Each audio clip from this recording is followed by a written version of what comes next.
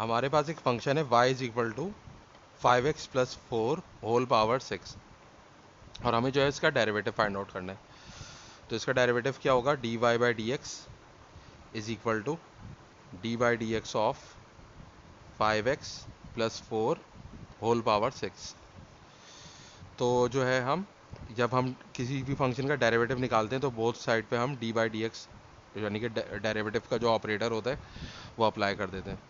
अब देखें यहाँ पे जो है हमें जो रूल पता है डिफरेंशिएशन का, बेसिक जो है वो पावर रूल ऑफ डिफरेंशिएशन है, और वो क्या है, D by D x of X to the power N is equal to N times X to the power N minus one. तो हमें यहाँ पे होल पावर में 6 दिया हुआ है, और यहाँ जो फॉर्मूला है उसमें हमारे पास जस्ट यहाँ पे x है, जबकि यहाँ पे x नहीं है, 5x प्लस 4 है, और उसके ऊपर पावर लगी हुई है। तो ये रूल हम डायरेक्टली यहाँ पे अप्लाई नहीं कर सकते।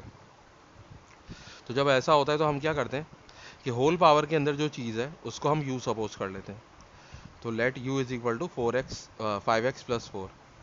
तो अब हमारे पास क्या हो जाएगा, derivative D Y by D X, ये हो जाएगा D by D x of u raise to the power 6। तो अब देखें, अब हम ये रूल अप्लाई कर सकते हैं क्योंकि अब ये काफ़ी इससे मिलती जुलती चीज़ हो गई है। लेकिन देखिए फॉर्मूले के अंदर यहाँ पे हमारे पास x है और यहाँ पर भी x है, यानी कि ये दोनों वेरिएबल सेम होने चाहिए। और यहाँ पे हमारे पास क्या है, यहाँ पे x है और यहाँ पे u है।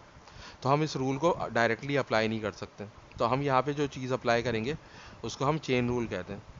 तो चेन रूल में क्या होता है, ये जो dx है मैं इसको रिप्लेस कर दूंगा du से। तो अगर ये दोनों वेरिएबल सेम हो गए तो फिर मैं ये फार्मूला अप्लाई कर सकता हूँ। लेकिन अब जो ये du मैंने खुद से लगाया है तो ये डिनोमिनेटर के अंदर है, तो मुझे इसको न्यूमरेटर में भी लिखना पड़ेगा ऊपर, और ये जो dx है ये यहाँ पे आ जाएगा।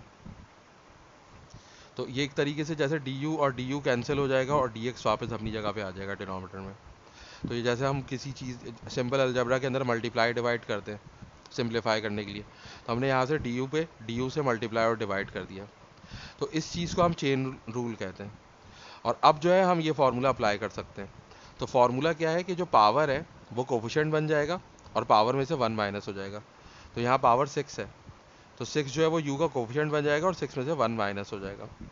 और यहाँ पे जो du बाई डी एक्स है इसमें हम d बाई डी एक्स लिखेंगे, और u की जगह पे हम क्या लिख देंगे, जो u हमने सपोज किया था 5x प्लस 4, तो यहाँ पे हमने 5x प्लस 4 लिख दिया।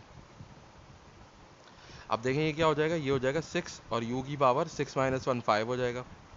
और ये जो डेरिवेटिव है ये इसके ऊपर जब अप्लाई करेंगे तो यहाँ पे दो टर्म्स हैं, तो दोनों टर्म्स के ऊपर डेरिवेटिव अप्लाई हो जाएगा, और ये हो जाएगा D by D x of 5x और plus d by D x of 4।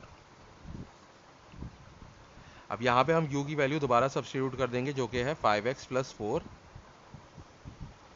और ये जो यहाँ पे जब हम डिफ्रेंसिएशन करेंगे तो 5 जो है वो एज अ कोफिशिएंट हम पहले लिख देंगे, और ये हो जाएगा D by D x of x और plus d by D x of 4।